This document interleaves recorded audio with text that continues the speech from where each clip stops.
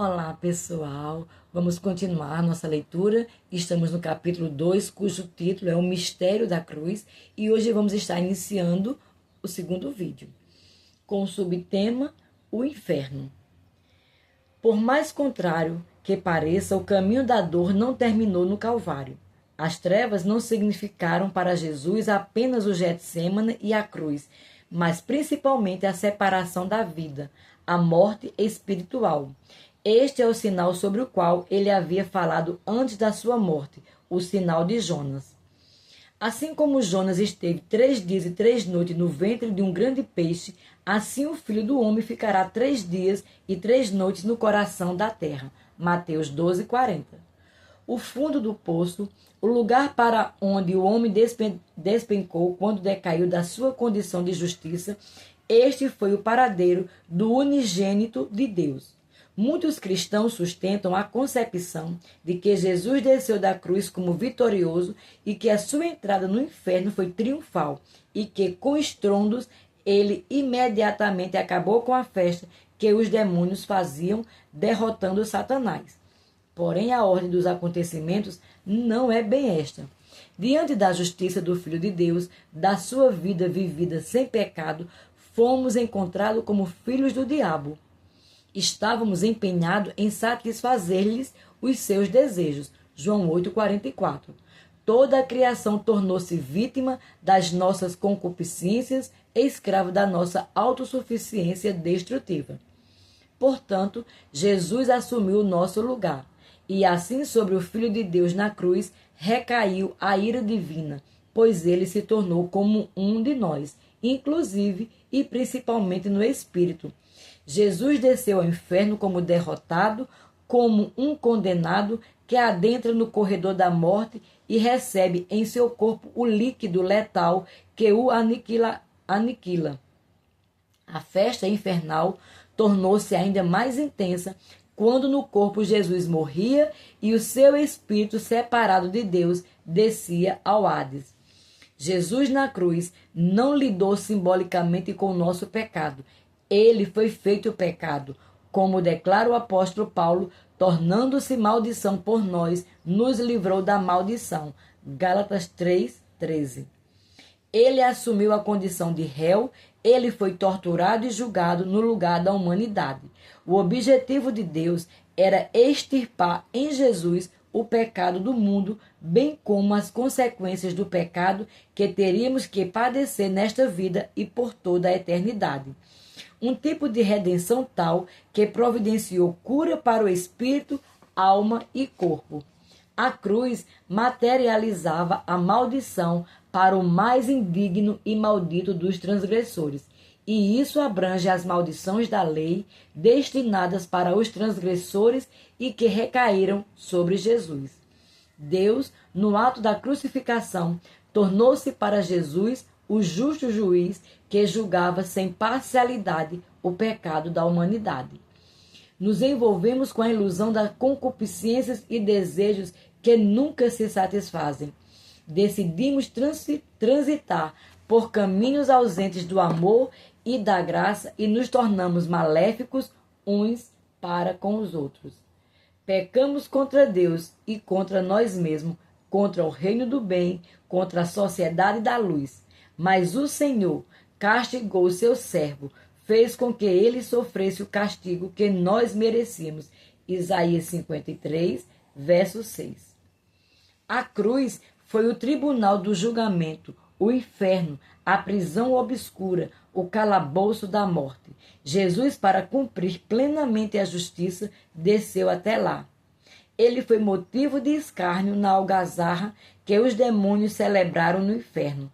E Satanás e os seus não estavam dementes quanto ao que estava acontecendo a Jesus. O que eles não sabiam era sobre a sagacidade de Deus que os surpreenderia. Jesus tornou-se o centro das atenções deles.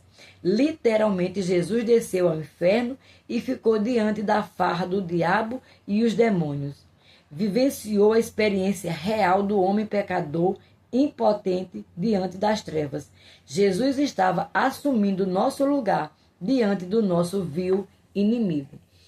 Quando Jesus se tornou um de nós, ele não pôde libertar a si mesmo. Embora os méritos do seu próprio sangue tenham sido suficientes para tirá-lo da morte, ele precisou crer em Deus para que, pelo poder do Espírito Santo e da justiça, no seu sangue, o Pai o ressuscitasse.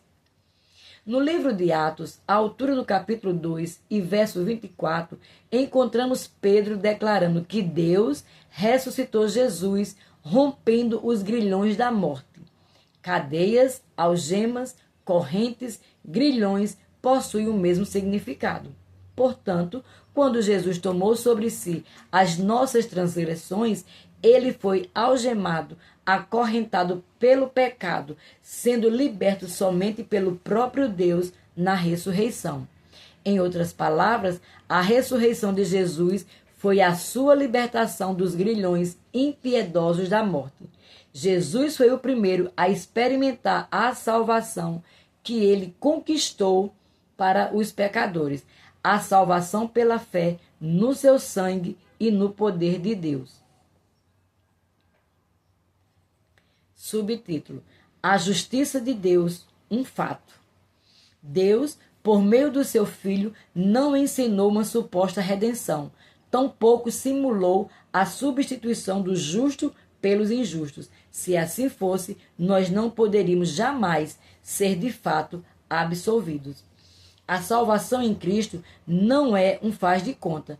A justificação não é uma farsa. Também Deus não declarou perdão ao homem pelo simples fato de assim querer. Sim, ele queria nos justificar, mas um preço precisaria ser pago. Substituto é alguém que assume o sofrimento alheio. Isso precisa ser feito não apenas na teoria, mas também na prática. E foi exatamente isso que Jesus realizou. O castigo que poderia trazer a paz ao homem, Jesus tomou sobre si.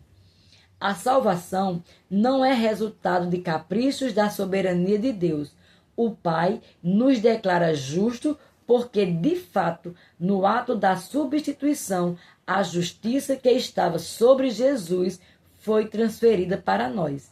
E isso porque, antes de tudo, a nossa culpa foi repassada para ele.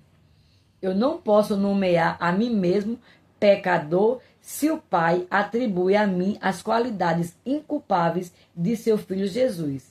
Deus não finge que o nosso pecado não exista mais. O que aconteceu é que ele derramou o cálice da ira sobre Jesus por causa de cada um de nossos pecados. Relembrar o pecado é renegar a obra de Cristo.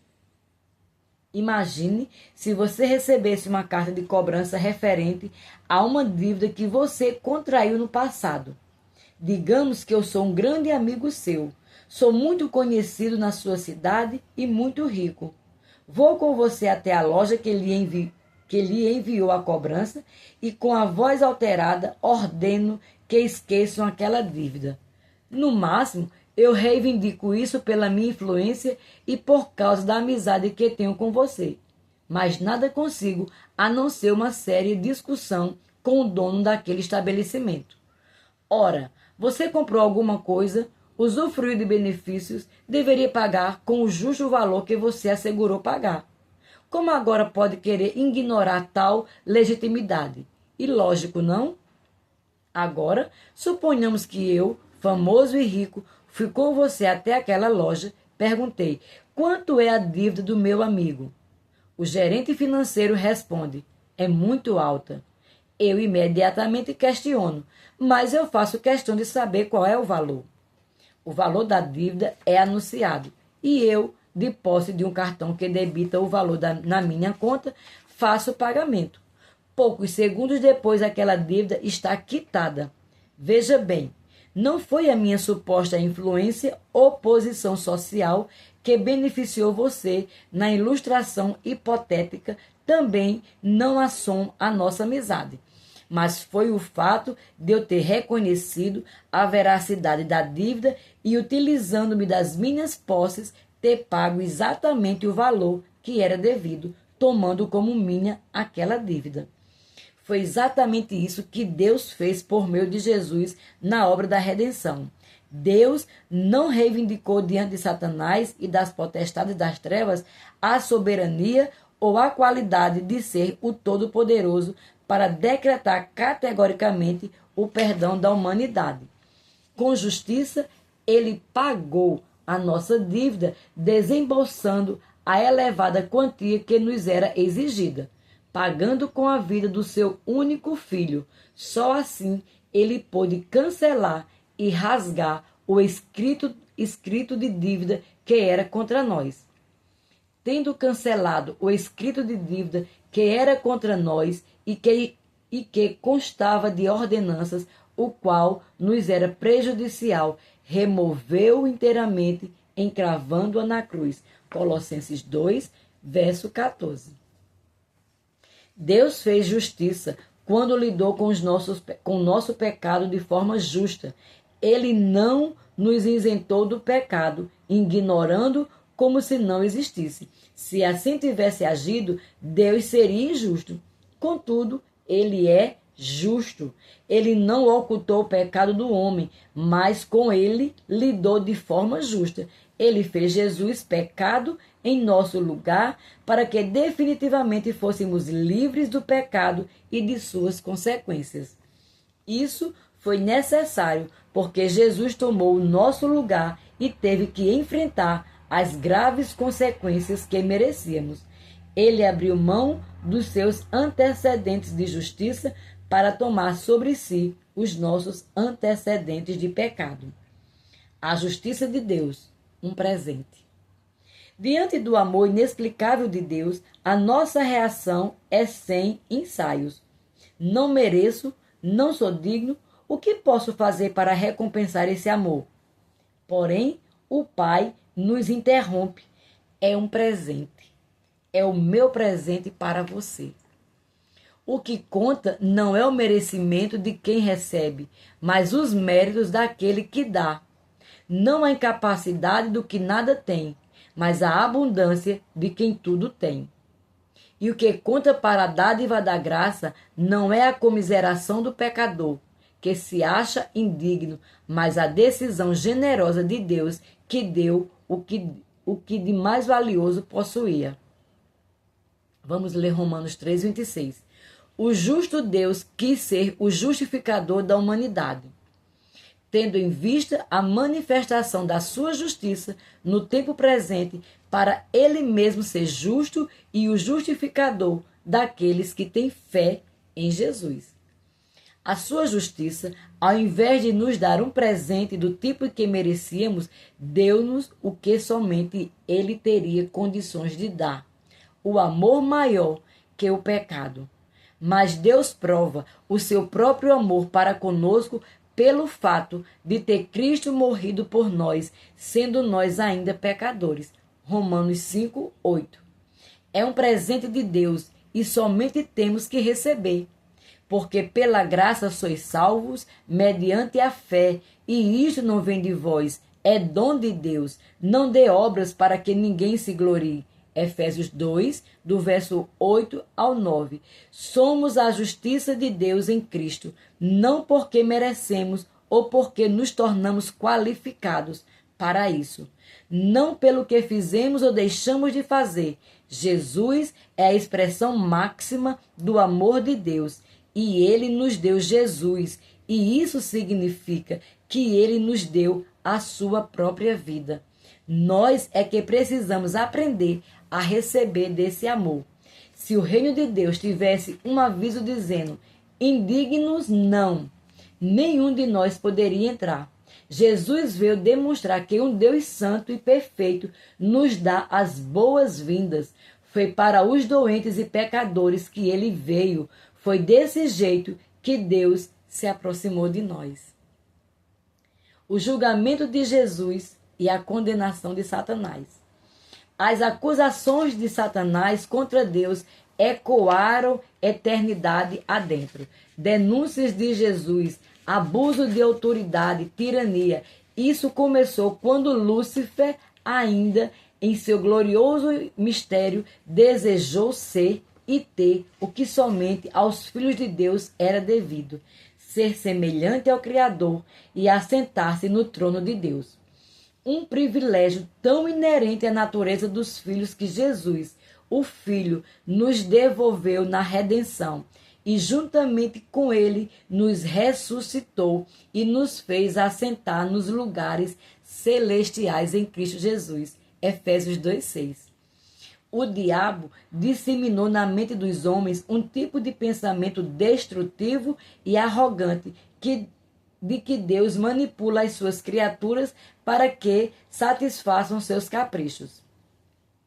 A partir de então, a humanidade passou a ver Deus com outros olhos sob a inspiração maligna. As pessoas não conseguiam mais ver Deus como um pai de amor que deseja compartilhar do seu bom tesouro com seus filhos, mas como um ditador tirano e cruel. Jesus, por sua vez, veio e desvendou o que está no coração de Deus, apresentando a maior prova de que o Pai nos ama e que não quer nos perder novamente. O ato de ir lá nas trevas e lidar com aquilo que nos mantinha reféns. O Cordeiro de Deus se entregou à morte como uma ovelha muda diante dos seus tosqueadores. Isaías 53, verso 7. Foi julgado por algo que sabia não existir prova alguma. Padeceu injustamente, convertendo seu sofrimento no preço pelo resgate da humanidade. O julgamento ao qual Jesus foi submetido sob a influência de Satanás foi ilegal, desde a traição de Judas até a sentença de Pilatos. O Deus do mal trazia contra ele mesmo mentiras e homicídios cometidos desde o princípio e apoderou-se de Jesus de forma desonesta. Homens se levantaram para acusar, julgar e matar Jesus. E o justo Deus não interferiu no julgamento, já que acusadores se levantaram com graves denúncias contra o filho. O pai aguardou o desfecho do julgamento até que provas irrefutáveis fossem apresentadas contra o réu. E isso o diabo não conseguiu. Sobre o julgamento de Jesus, veja o que diz o juiz Haim Koheman, ex-presidente da Suprema Corte de Israel. Nenhum julgamento serviu como o de Jesus para uma negação tão insistente e obstinada e acatada de que foi um erro judicial e deu margem a um crime jurídico. O julgamento de Jesus o Nazareno, Dr. Haim Imago, da editora do ano de 1990. Ainda sobre o assunto, o Dr. Harry declara: a regra inocente até prova em contrário que nossas leis reconhecem hoje, abre parênteses. Isto é, um acusado é presumido inocente até que sua culpa tenha sido estabelecida por evidência e pela eliminação de qualquer dúvida razoável, fecha parênteses. Também vem da lei judaica, e essa era a regra quando Jesus foi injustamente crucificado. O acusado de um crime capital só podia ser julgado durante o dia e em público. Esse era o precursor da garantia constitucional de um julgamento em público. A prisão de Jesus foi ilegal porque ela veio de noite em violação à lei. Ela foi efetuada através das atividades de um conspirador Judas Iscariotes em violação à lei rabínica. Ela não foi resultado de um mandado legal, novamente em violação ao Código Mosaico. O julgamento noturno é uma evidência adicional de conspiração contra Jesus por esses sacerdotes cuja hipocrisia o carpinteiro denunciava publicamente sob a lei do Sinédrio. O primeiro passo deveria ter sido a audiência prévia com a leitura das acusações para o réu em uma corte aberta. O registro, incluindo os escritos de Mateus, Marcos, Lucas, João, Joséfos, Filo e os manuscritos do Mar Morto, não mencionam nenhuma audiência prévia. O registro diz que a corte procurou testemunhas falsos contra Jesus para justificar, condená-lo à morte, mas da primeira tentativa não conseguiram. Apesar dos vários testemunhos falsos que surgiram, houve perjúrios entre eles, mas ninguém estava disposto a arriscar a terrível consequência de mentir contra um homem acusado de crime capital. Mas finalmente surgiram duas falsas testemunhas e nos disseram Mateus e Marcos que ambos os testemunhos não concordam entre si. A primeira testemunhou para a acusação de blasfêmias, dizendo que Jesus havia dito: eu sou capaz de destruir o templo. A segunda testemunhou que Jesus havia dito: eu vou destruir esse templo. Não houve outras testemunhas além destas duas, e elas não concordavam entre si. Jesus devia ser absolvido ainda antes de ser questionado em sua defesa, e certamente sem ser obrigado a testemunhar contra si próprio. Porém, o sumo sacerdote Caifás invocou Jesus para que se defendesse, contrariando a lei. E levantando-se o sumo sacerdote no sinédrio, perguntou a Jesus, dizendo: nada responde? Que testificam estes contra ti? Jesus não respondeu. Em vez de proteger e defender o acusado como requerido pela lei deles, o próprio sumo sacerdote se tornou acusador em franca violação das regras do julgamento. Conjuro-te pelo Deus vivo, ele gritou, que nos diga se tu és o Cristo, o Filho de Deus. A primeira audiência diante do sinédrio foi concluída por volta das 3 da manhã. A corte só adiou o julgamento até o nascer do sol, embora a lei exigisse que cada um deles deliberasse a sós por um dia inteiro antes da segunda audiência. Eles retornaram apenas algumas horas depois, ao amanhecer. Lucas nos conta: e logo que foi dia, ajuntaram-se os anciãos do povo e os principais dos sacerdotes e os escribas e o conduziram ao seu conselho. Os sacerdotes levaram Jesus para a entrada do palácio de Pilatos. Eles não poderiam entrar porque se tornariam impuros, sendo uma época de Páscoa. Pilatos foi até eles dizendo: que acusação trazeis contra este homem? Essa pergunta é importante porque demonstra a intenção de Pilatos em levar o caso como um julgamento à parte desde o início, começando a julgar a própria acusação. Ele não perguntou: vocês condenaram esse homem de quê? Mas em vez disso perguntou quais eram as acusações. Lucas nos conta que quando os sacerdotes trouxeram Jesus de volta do palácio de Herodes, Pilatos saiu de encontro a eles e disse: haveis-me apresentado este homem como pervertedor do povo, e eis que, examinando-o na vossa presença, nenhuma culpa das de que os acusais acho neste homem. Nem mesmo Herodes, porque a eles vos remeti, e eis que não tem feito coisa alguma digna de morte. Castigá-lo-eis, pois, e soltá-lo-eis.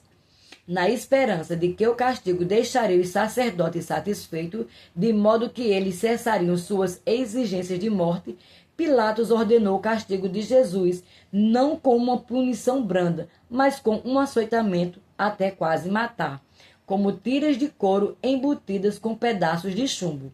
A imposição desse açoitamento ilegal foi em si um impedimento para as punições ainda piores.